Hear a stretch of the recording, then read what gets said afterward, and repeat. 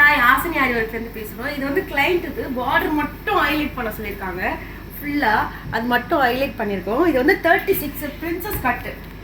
எவ்வளோ ஈஸியாக ஒரு பிரின்சஸ் கட்டு, ஒரு ஷாப்பை நம்ம வந்து கட் பண்ணுறதுக்கு எவ்வளோ நேரம் ஆகும் ஒரு ஷாப்பில். இது பாருங்கள், பிரின்சஸ் கட்டு 36 கை, பேக்கு, ஃப்ரண்ட்டு. இது நான் வந்து எம்ப்ராய்டிங் போட்டிருக்கிறதுனால முதுகு வந்து நான் கட் பண்ண மாட்டேன். முதுகு வந்து லைனிங்கோடு அடித்து திருப்பிட்டு தான் நான் கட் பண்ணுவேன். மீதி எல்லாமே வந்து நெக்கு, ஃப்ரண்ட்டு, பேக்கு நான் வந்து கட் பண்ணி எடுத்துடுவேன். பார்த்தீங்களா, ஃப்ரண்ட்டு ஜாயின், இது பேக்.